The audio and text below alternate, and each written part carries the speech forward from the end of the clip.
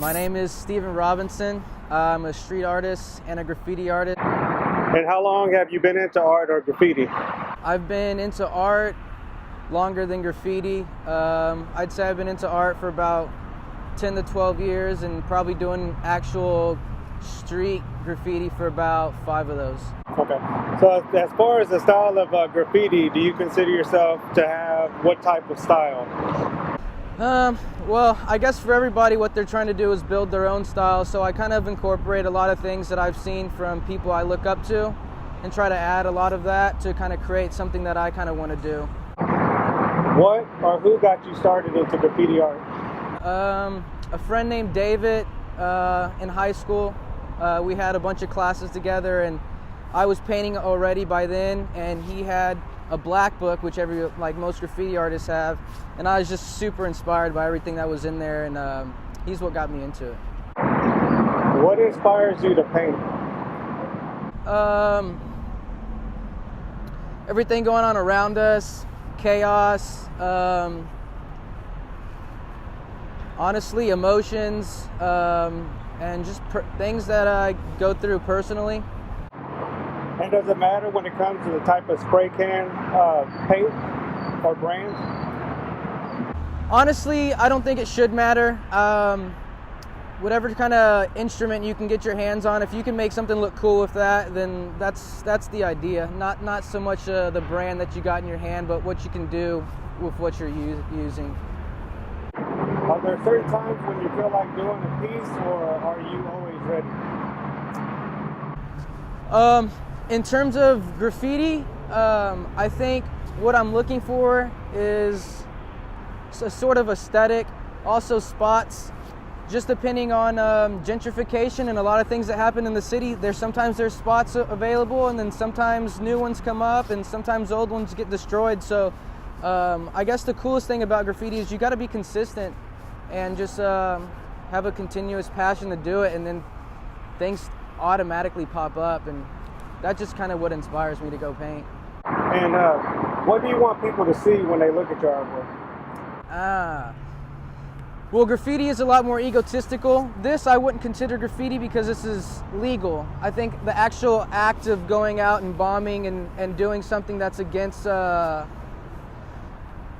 orthodox, what other people actually want to see, I think that's actual graffiti. I don't know if I specifically want someone to see something, but the idea is more of a personal understanding of being able to go out and do something that you want to accomplish for yourself, and the glorification's all in everybody seeing it.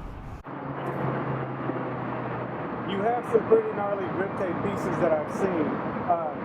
Do you get the same high as painting in the city? Yes and no.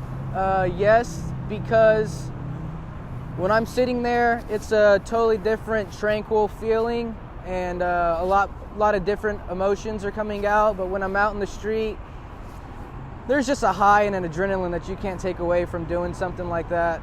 And it's just kind of hard to explain unless you're out there at 3 o'clock in the morning and there's nothing happening, and you still got that little risk of getting in trouble. So yes and no. So do you have a preference? Yeah, there's nothing like going out and bombing on the streets. I would have to say, yeah. And how was your relationship with other street artists out there? It comes and goes, to be completely honest. I would say a lot of the people that I've met who do graffiti aren't the most qualified citizens, and they're not the most respectful people either. I just feel like I'm cut from a different cloth when it comes to collaborating with other graffiti artists instead of people who do street art. Sometimes people are just a product of their environment. I get along with a few other people who do graph in the city, and the people who do know me like me, but a lot of the people who don't know me are the people who don't like me. And out of all the pieces you have done, does one stand out to be your favorite, and why? I would say at this point, no, because I don't consider myself that I've been writing for long enough. But I've done a few things that I've been personally proud of, which are sure, like a rooftop pieces and stuff like that. Just things that other people get to see from a different perspective. And have you personally had any issues with the law? Yes, yeah, all the time.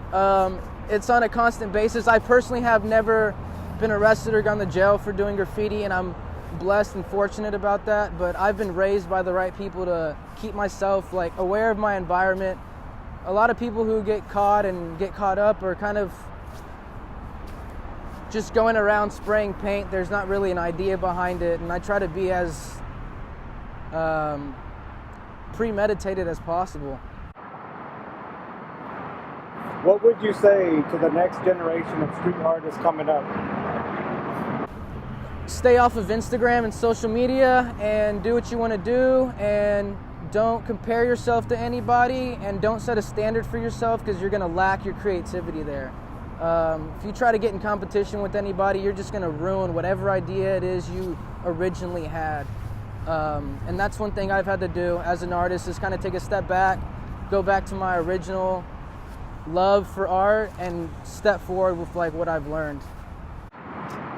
Thank you for the opportunity you've given us to interview you. Do you have any last words?